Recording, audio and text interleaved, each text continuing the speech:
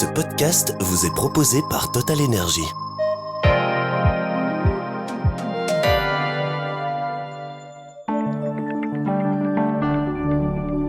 Vous écoutez le podcast Le Trends des marchés de la rédaction de Trends Tendance. Je m'appelle Fanny Rocher et avec Vincent Juvins, notre invité, nous abordons l'envolée des taux longs à 30 ans et la situation des obligations d'entreprise.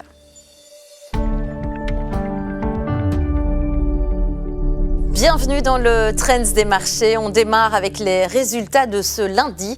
Les bourses européennes ont clôturé en légère baisse, les marchés reprenant leur souffle avant une nouvelle salve d'indicateurs économiques.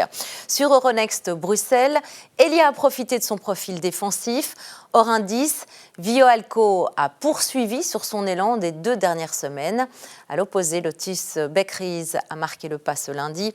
Ecopac est resté sous pression et se rapproche de ses plus bas. Vincent Juvins nous a rejoint sur ce plateau pour approfondir, bien entendu, les résultats de ces marchés. Bienvenue Vincent. Bonsoir. Bienvenue. Et puis on parle avec vous de ces dernières semaines puisqu'il se passe pas mal de choses sur les marchés obligataires européens et en particulier concernant les obligations gouvernementales. Un marché qui est généralement réputé pour être calme.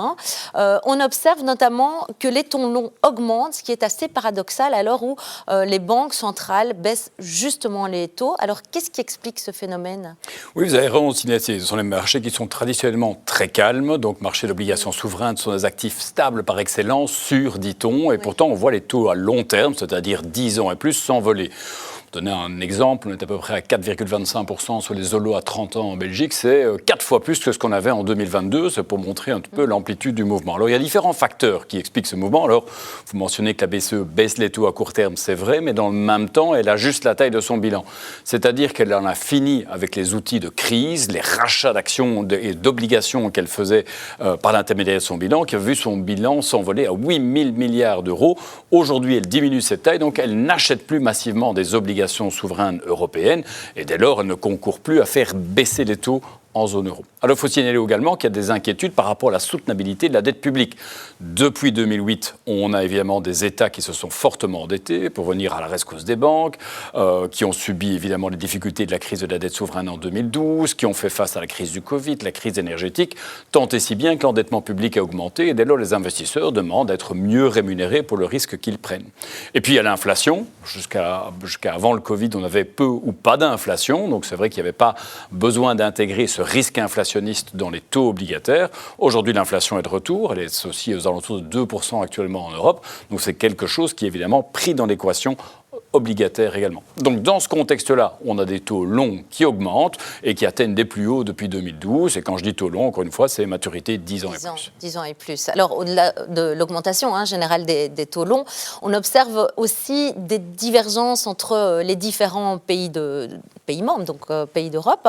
La semaine dernière, la notation crédit de la France a ainsi été abaissée pour la 2e fois en une semaine. Celle de l'Italie a été relevée par Fitch. La France se finance d'ailleurs aujourd'hui, un coût supérieur à celui de l'Espagne et de la Grèce, et pourtant moins bien noté.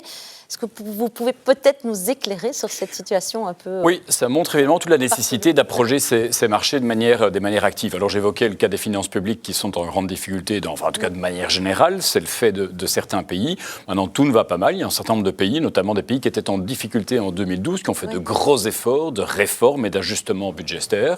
Grèce, Espagne, Italie sont des pays qui aujourd'hui affichent des déficits publics qui sont inférieurs ou égaux à 3%, qui sont même en excédent dans le cas de la Grèce, donc ils remplissent à 100% les obligations, en tout cas leurs obligations européennes.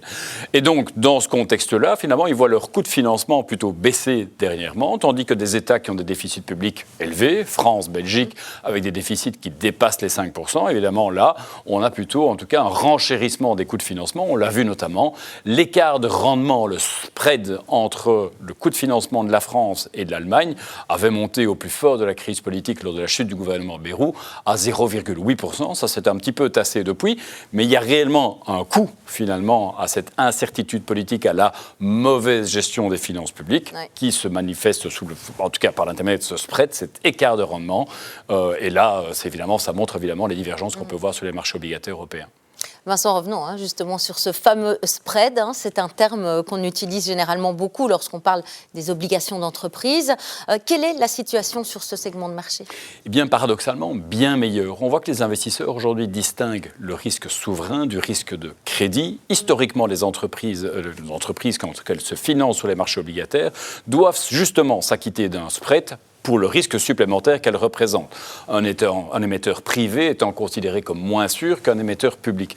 Aujourd'hui, les lignes sont réellement en train de bouger, puisque finalement, depuis 15 ans, on voit que l'endettement du secteur privé rapporté au PIB, lui, ne fait que baisser. On a plutôt une dynamique de notation de crédit qui est en train de s'améliorer dans le secteur privé. On voit évidemment que le secteur privé se finance à plus court terme que les émetteurs publics. Au lieu d'obligations à 10, 20, 30 ans, il se finance généralement entre 4 et 6 ans. Donc les obligations d'entreprise ne sont pas prises dans le mouvement haussier de taux qu'on voit actuellement. Et puis finalement, compte tenu des problèmes spécifiques qu'on peut voir dans certains États, on voit évidemment que certaines entreprises se financent aujourd'hui à un moindre coût que leur état de référence.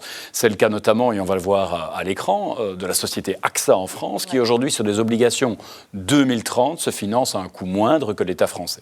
Très bien. Très rapidement, en 3 mots, dans ce contexte, qu'est-ce qu'ils doivent faire les investisseurs obligataires ? Acheter des obligations d'entreprise plutôt que des obligations d'État, c'est ce qu'on fait chez ING. Merci à vous, Vincent Juvin. C'est la fin de ce journal des marchés. Merci à vous en tout cas pour votre fidélité. Merci de nous suivre.